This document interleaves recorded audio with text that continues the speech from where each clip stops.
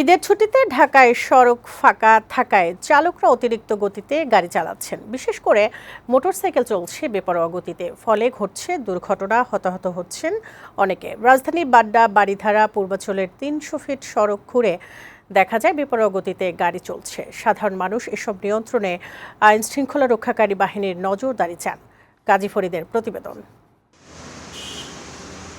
এটি রাজধানীর প্রগতি সরণি সড়ক। সড়কের বারিধারা এলাকার একপাশে কূটনৈতিক এলাকা হওয়ায় এই সড়কটি গুরুত্বপূর্ণ। প্রগতি সরণির বারিধারা, নতুন বাজার, বাঁশতলা ও শাহজাদপুর এলাকা ঘুরে দেখা গেছে ফাঁকা রাস্তা পেয়ে ইচ্ছেমতো গাড়ি চালাচ্ছেন চালকেরা। অতিরিক্ত গতিতে চলছে বাস। নজরদারি না থাকায় প্রধান সড়কে চলছে ব্যাটারি চালিত অটোরিকশাও। মোটরসাইকেল যারা চালাচ্ছেন তাদের অনেকের মাথায় নেই হেলমেট। এসব কারণে দুর্ঘটনা ঘটছে। কিছু কালকে আবার একটা অ্যাক্সিডেন্ট ঘটছে, পাওয়াতে মনে করেন আডিটা বের হয়ে গেছে।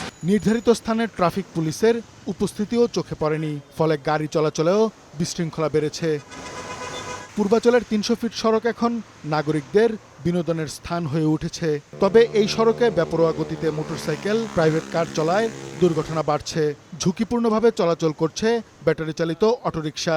অনেক সময় উল্টো পথেও চলাচল করতে দেখা যায়। মোটরসাইকেলগুলা হেলমেট ছাড়া, হেলমেট তো নাই, এগুলা রেসিং খেলে। আপনার রেসিং খেলার পরে অনেক দুর্ঘটনা ঘটে। প্রাইভেট কারগুলো রেসিং হয়। লোকাল কিছু অটো রিক্সা যেগুলো চলতেছে, এগুলোর কোনো নিরাপত্তা তো আসলে কেউ দিতে পারতেছে না। আমরা এখানে দাঁড়াই আছি, তো হুট করে আমাদের আইসা মারিয়ে দিতে পারে। রাজধানীর আগারগাঁওয়ে ঈদের রাতেও প্রাইভেট কার দুর্ঘটনায় মারা গেছেন দুজন।